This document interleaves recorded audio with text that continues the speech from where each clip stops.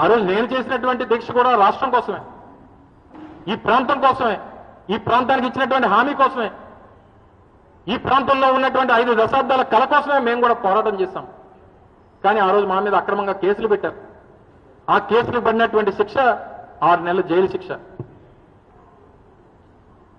కానీ ఆ రోజు అదే వేదిక మీద నేను చెప్పా, తర్వాత జరిగినటువంటి అనకాపల్లి నుంచి మొదలైనటువంటి పాదయాత్రలో చెప్పా, రాష్ట్ర నాయకులందరి సమక్షంలో చెప్పా, రాష్ట్ర ప్రజలను ఉద్దేశించి చెప్పా, ఈ ప్రాంత ప్రజలను ఉద్దేశించి చెప్పా, విశాఖ కేంద్రంగా రైల్వే జోన్ సాధించుకునేటువంటి దానికోసం రైలు పట్టాల మీద నా తలకాయ పెట్టైనా సరే ఈ ప్రాంతానికి రైల్వే జోన్ సాధిస్తామన్నటువంటి విషయాన్ని చెప్పడం జరిగింది.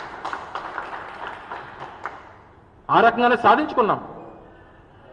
ఇదేదో నా ఇంట్లో కోసమో, నా కుటుంబ సభ్యుల కోసమో, నా రాజకీయ పార్టీ కోసం చేసినటువంటి పోరాటం కాదు.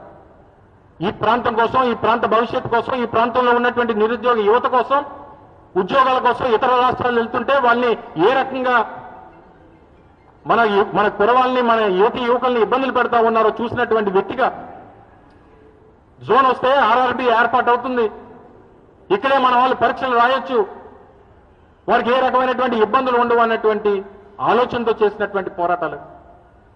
ఈ ఒక్కటే కాదు, రానటువంటి కాలంలో ఈ ప్రభుత్వం మీద, కేంద్ర ప్రభుత్వం మీద చేయాల్సినటువంటి పోరాటాలు చాలా ఉన్నాయి.